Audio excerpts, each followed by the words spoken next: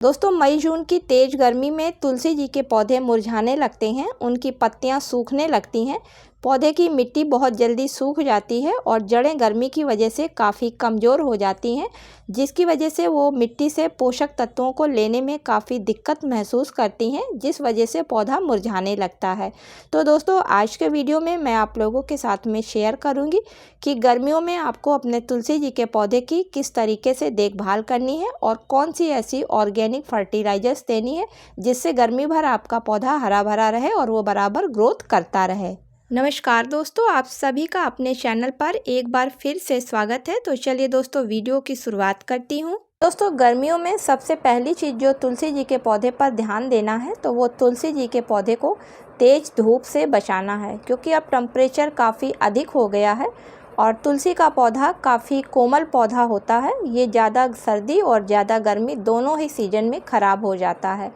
इसलिए तुलसी के पौधे को आप सुबह की 1 से 2 घंटे की धूप दिखाने के बाद, जब धूप हल्की होती है बस वही धूप इसको दिखाना है। जैसे ही धूप तेज़ होने लगती है तो आपको अपने तुलसी के पौधे को उठाकर कहीं छांव वाली जगह पर रख लेना है। अगर आप ऐसा करते हैं तो आपका तुलसी का पौधा सूखने से बच जाएगा। दूसरी चीज़, हमेशा कोशिश आप यही करें कि जब भी आप अपने घर में तुलसी जी के पौधे को लगाएं तो कम से कम 8 से 10 इंच के गमले में लगाएं और गमला मिट्टी का लें तो ज़्यादा बेहतर होगा, क्योंकि मिट्टी के गमले में हर मौसम में टेम्परेचर को मेंटेन करने की क्षमता होती है। इसी के साथ इसमें पानी जमा नहीं होने पाता है, क्योंकि मिट्टी का होने की वजह से इसमें पोर होते हैं जो नमी को सोख लेते हैं। वहीं अगर आप प्लास्टिक के गमले में तुलसी जी के पौधे को लगाते हैं तो प्लास्टिक का गमला गर्मी में हीट को जनरेट करता है, जिसके कारण मिट्टी काफ़ी गर्म हो जाती है और पौधे की जड़ें खराब होने लगती हैं और कुछ समय बाद पौधा भी खराब हो जाता है। तो गमले का भी विशेष ध्यान आपको रखना है तुलसी के पौधे को अगर गर्मी से बचाना है। अगली चीज़, गर्मी के मौसम में तुलसी जी के पौधे पर जो ध्यान देने वाली है तो दोस्तों पानी का सही ढंग से देना। तो गर्मी के मौसम में आप अपने तुलसी जी के पौधे को सुबह और शाम 2 बार पानी दें। बस पानी इतना दें कि वो गमले में किसी भी तरीके से रुकने ना पाए, क्योंकि दोस्तों गर्मियों के मौसम में सभी पौधों की जब ग्रोथ स्लो हो जाती है तो साथ में तुलसी जी के पौधे की भी उसी तरीके से ग्रोथ काफ़ी स्लो हो जाती है। इसलिए अगर इसको ज़्यादा पानी आप दे देंगे तो वो पानी पौधा पूरी तरीके से यूज़ नहीं कर पाएगा अपने ऊपर, जिसकी वजह से पौधे की मिट्टी में काफ़ी नमी हो जाएगी और उस नमी की वजह से फिर जड़ों में फंगस लग जाएगी, जिसकी वजह से पौधा ख़त्म हो जाएगा। तो पानी का भी ध्यान रखना है। दोस्तों अगली चीज़ ध्यान देनी है कि तुलसी के पौधे की मिट्टी की हर 3 से 4 दिन पे हल्की हल्की गुड़ाई ज़रूर आप करें, क्योंकि जब आप गुड़ाई करेंगे तो वो मिट्टी काफ़ी लूज हो जाएगी गमले की और मिट्टी के जो एयर पॉकेट होते हैं वो खुल जाएंगे, जिसकी वजह से जो मिट्टी में एक्स्ट्रा नमी होएगी वो सूख कर दूर हो जाएगी। इसके अलावा जड़ों तक ऑक्सीजन आसानी से पहुंचने लगेगी, जिस वजह से पौधा जो कमज़ोर होएगा तो उसमें भी एक नई जान ऑक्सीजन की वजह से आ जाएगी। अक्सर गर्मियों के मौसम में पौधे काफ़ी कमज़ोर हो जाते हैं, क्योंकि उनको प्रॉपर ढंग से ऑक्सीजन नहीं मिल पाती है और ऑक्सीजन ना मिल पाने की वजह होती है कि गर्मियों में गमलों की मिट्टी की गुड़ाई बहुत कम की जाती है।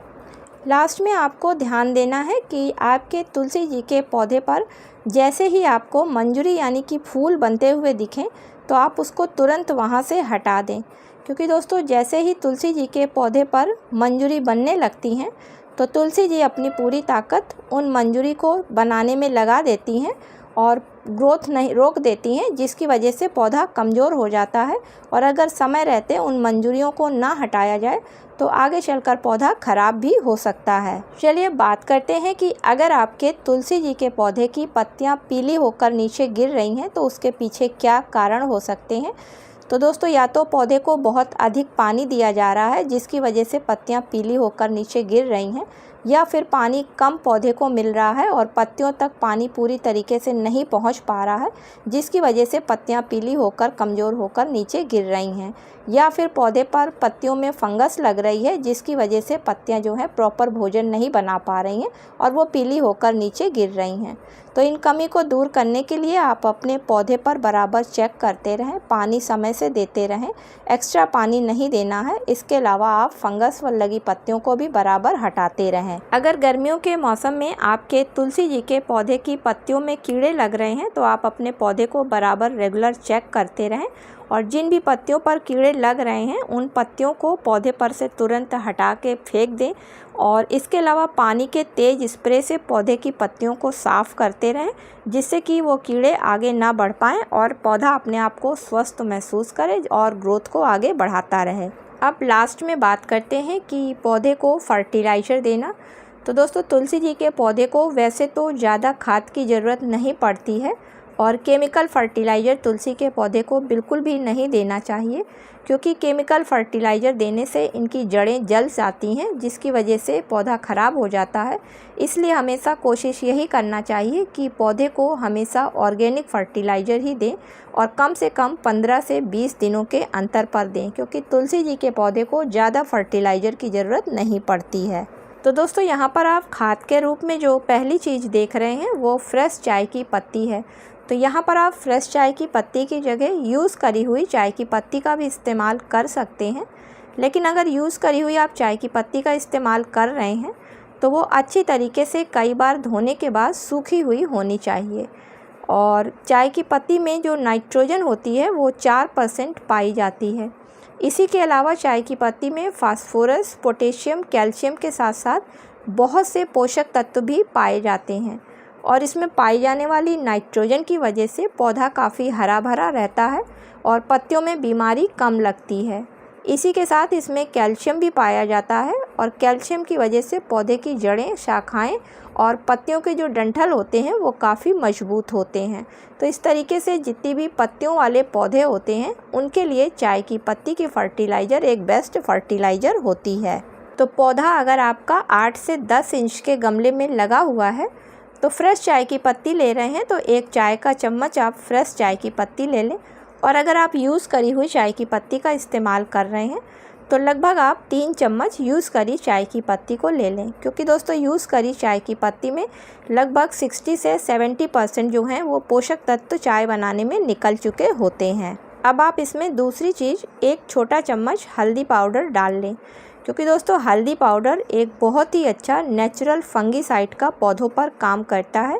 इसी के साथ में हल्दी पाउडर में antioxidant, vitamin A, vitamin C, protein और कार्बोहाइड्रेट जैसे पोषक तत्व पाए जाते हैं। तो महीने में अगर एक बार इसका तुलसी के पौधे पर इस्तेमाल किया जाता है तो तुलसी जी के पौधे में किसी भी तरीके की जड़ों में इनके फंगस नहीं लगने पाती है। अब इन दोनों चीज़ों को आप आपस में मिला लें और जब गमले की मिट्टी सूखी हुई हो तो हल्की सी गुड़ाई करने के बाद में इसको मिट्टी में अच्छी तरीके से मिला दें और मिलाने के बाद ऊपर से पानी डाल दें। लास्ट में दोस्तों, हफ्ते में 3 बार आप अपने तुलसी जी के पौधे की पत्तियों को फ्रेश रखने के लिए थोड़ा सा कच्चा दूध ले लें और उसको पानी में अच्छी तरीके से डाइल्यूट कर लें। उसके बाद फिर पौधे पर घुमा कर चारों तरफ अच्छी तरीके से स्प्रे कर दें, क्योंकि ये दूध जो कच्चा होता है वो पत्तियों को हाइड्रेट रखता है, क्योंकि इसमें पाया जाने वाला calcium, iron, vitamin A, D और फास्फोरस, जिंक जो पाया जाता है। और इसके इस्तेमाल करने से पौधे की पत्तियां काफ़ी स्वस्थ रहती हैं और आप इसको पिट्टी में भी इस्तेमाल कर सकते हैं। तो इस तरीके से दोस्तों, अगर इन केयर टिप्स को ध्यान में रख के हर 15 से 20 दिन के अंतर पर आप अपने तुलसी के पौधे में इस फर्टिलाइज़र का और इस स्प्रे का इस्तेमाल करते हैं तो आपका गर्मी में भी तुलसी जी का पौधा हरा भरा घना बना रहेगा और वो सूखने नहीं पाएगा। उम्मीद करती हूँ कि आज का वीडियो आप लोगों को पसंद आया होगा। अगर दोस्तों पसंद आया हो तो इसे लाइक और शेयर करें। मिलती हूँ किसी अगले वीडियो में किसी नई जानकारी के साथ में। तब तक के लिए दोस्तों हैप्पी गार्डनिंग।